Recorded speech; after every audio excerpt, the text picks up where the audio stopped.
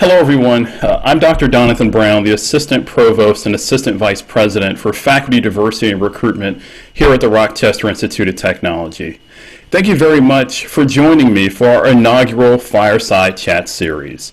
These conversations with some of our star faculty are designed to provide you with a behind-the-scenes glimpse into life as a faculty member here at RIT, life as a community member within the greater Rochester community, along with providing you useful insight and advice. Today I'm joined by one of our star faculty members from my tenure home, the College of Liberal Arts, as you can see here, Dr. Claudia Bucciferro. Dr. Claudia, thank you so much for joining us. Hi, it's my pleasure to be here.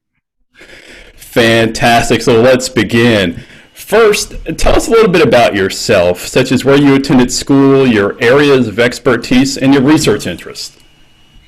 Sure. So I am from Chile originally, and I did my undergraduate studies in Chile and my master's degree in Chile. And then I had this amazing opportunity to come to SUNY Plattsburgh as a fellow, actually, as an international fellow.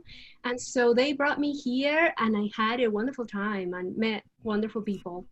And as part of that, I ended up going back to Chile, coming back here, and so on. Along the way, I went to University of Colorado at Boulder for my PhD, and I loved Boulder. It was amazing and great intellectual community, and that's how it all got started. So my areas of expertise are media studies and cultural studies, and I do a lot of research on film and the music industry in particular. I have published a couple books and written some articles. I really enjoy it. It's fascinating, especially in today's, rapidly changing world.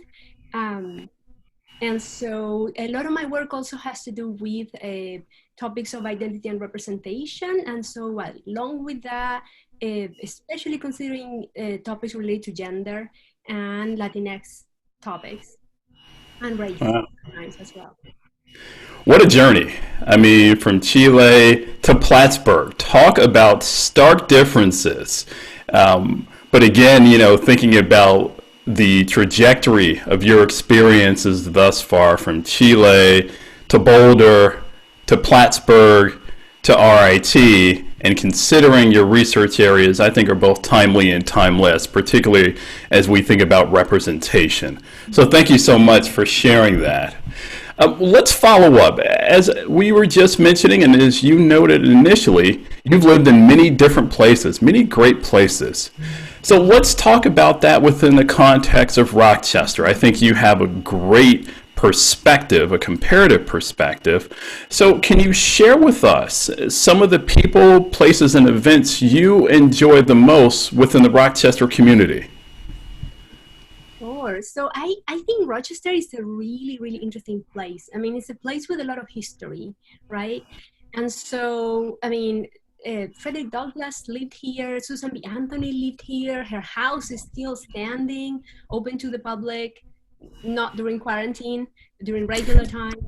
Yes, you can go visit. And so there is this kind of really tangible connection to historical events and to big social issues, right? And I think that shows.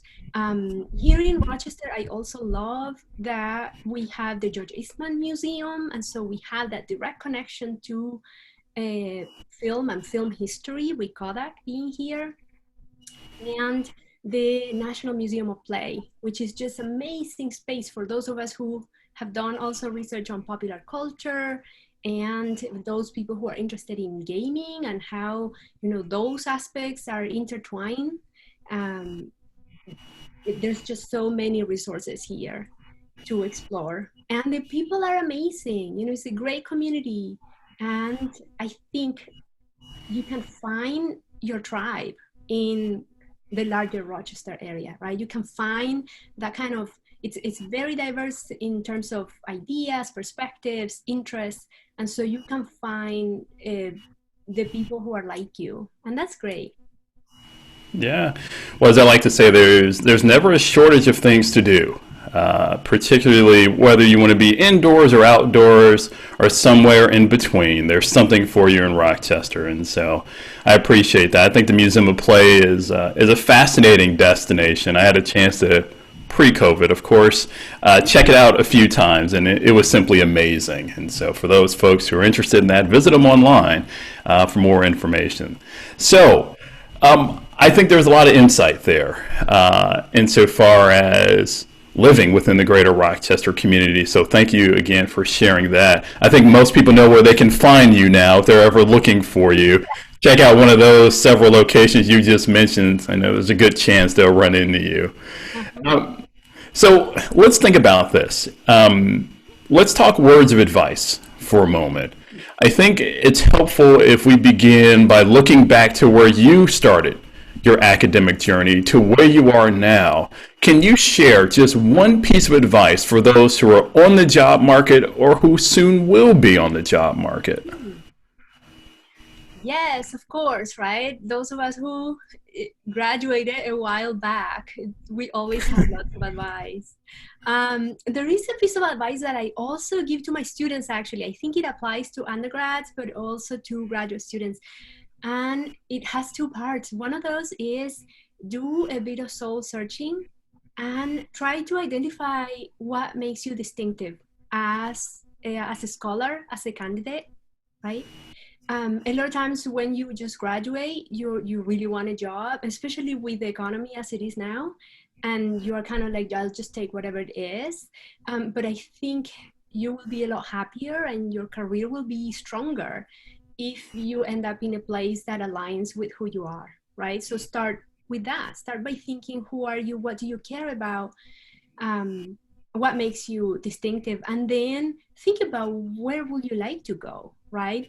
You may take a while to arrive at the kind of place that you really want to be at, but at the same time, if you have no vision of what the place is like or could be like, then it's hard to find your way there, right? And then as you keep these two things in mind, tailor each application. And I've seen sometimes graduate students and undergraduate students, right? They have their kind of like cookie cutter cover letter and resume, and they send the same thing everywhere, and that does not go well, because maybe you get lucky and it works out, but a lot of times it doesn't, right? Because it works so much better if you are paying attention to what kinds of opportunities are a great fit for you, because the institutions are also trying to find the people who will be a great fit for them. So to keep an eye to that kind of process of finding each other, that is what makes for a really good job search. And that's how I found RIT, and I'm very happy here. Well, I think after this, you should perhaps consider doing a podcast on the topic here. The idea of looking within before looking out, I think, is very sound advice as people begin to figure out what it is that makes them happy. Is it the research aspect? Is it a combination of research and teaching and service, amongst other questions that you need to thoroughly consider? So I think that's sound advice. So thank you for that. Finally, as prospective faculty members consider RIT as their prospective home, can you share with us two things that you really enjoy about being a member of the RIT family? The RIT family it's authentically creative, I will say. One of the things that we're known for is creativity, and I was very happy to see when I arrived here that it is true, right? It's not a marketing strategy. It emerges from the ground, and you see the students in the classrooms. They are very creative. They think outside the box. They ask new questions, that kind of sense of inquisitiveness, but also kind of playfulness is very much part of RIT, and I really like that. I also really appreciate, we have the National Institute for the Deaf at RIT, and that also, shapes the campus culture. And so a lot of times when we talk about diversity, inclusion, and so on, these times, I mean, there are times when there's a lot of discourse, but at RIT, when you walk on campus, you see it, you feel it. It's very real. And I think that kind of sensitivity shapes the place. So I really like it. And RIT, I see it in the future growing and just becoming better. Oh, that's fantastic. Again, good thoughts for folks who are on the outside looking in, who may know of us but not about us. I think these are certainly pertinent things to keep in mind. Mm-hmm. Well, all good things must come to an end, including our conversation today. But first and foremost, thank you so very much for joining us. It was certainly a pleasure. And I will give you the honors of closing us out. How about that? Aha. And okay. So it's been a pleasure talking with you, and I hope that we get to talk more, and I hope that I get to meet new people through these conversations. My name is Dr. Claudia Bucciferro, and I am an assistant professor in the School of Communication in the College of Liberal Arts, and I am RIT faculty. Fantastic.